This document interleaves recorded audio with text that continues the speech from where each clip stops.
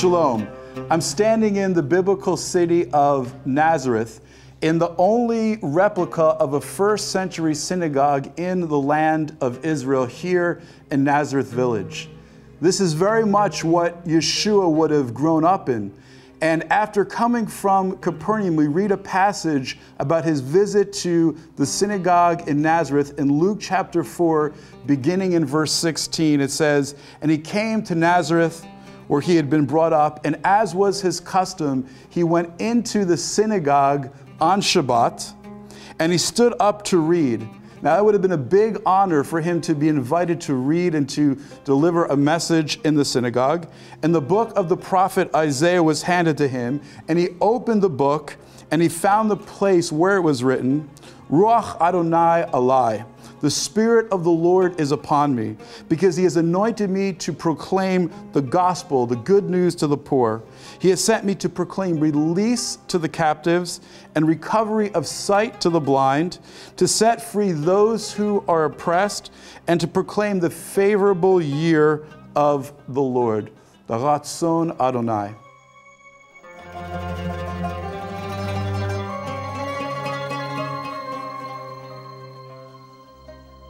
And so he proclaimed these words, and he was very well received. And this passage is obviously a very significant messianic prophecy. It says that he was anointed. The word Masach, it's where the word Mashiach comes from, that he was saying that he was the anointed one, the promised Messiah that the prophets and Moses foretold.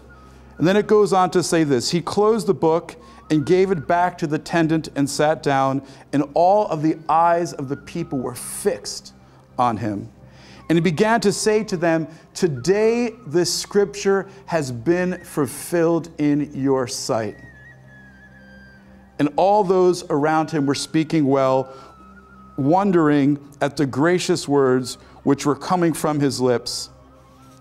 And so oftentimes we think that they got mad at Yeshua, because eventually we read a few verses later that they wanted to push him off a cliff because he proclaimed to be the Messiah, the Mashiach. Actually, that's not the case. They said they spoke favorably. It's actually what he went on to say. He gave a few different examples. He went on to say the following: "No doubt that you will say, 'Physician, heal yourself.'" He goes on to say, "A prophet is without respect in his own hometown." And then he eventually gives two examples.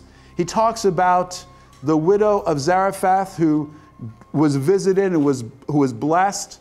And then he talks about the leper, the Syrian leper, who was healed. There were many lepers in Israel, but this leper was healed.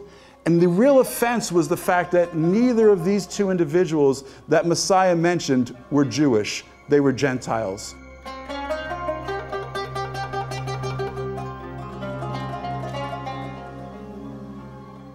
So what was Messiah saying? He was defying the expectations of the majority of the Jewish people in that day.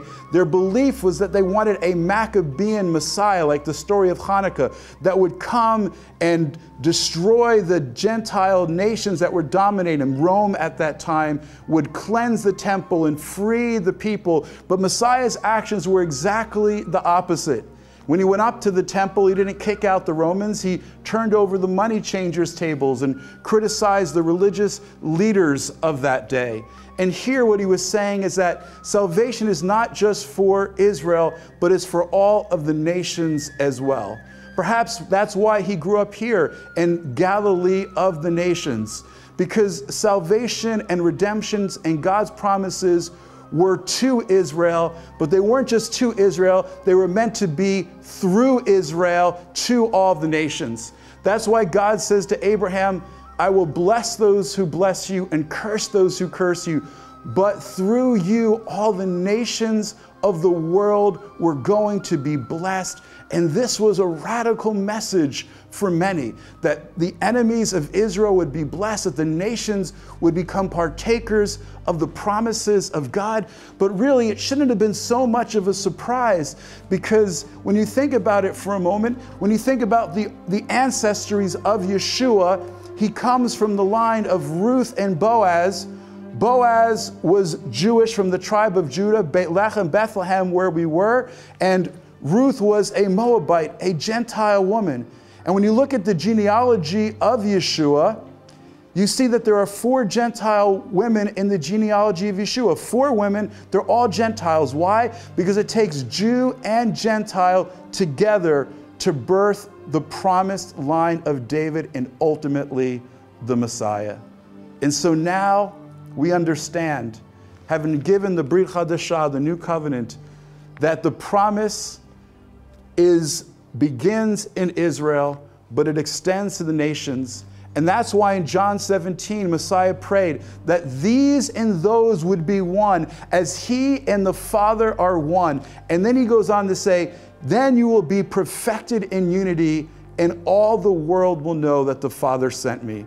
Friends, it's not till we unite Jew and Gentile, Arab and Israeli in Messiah.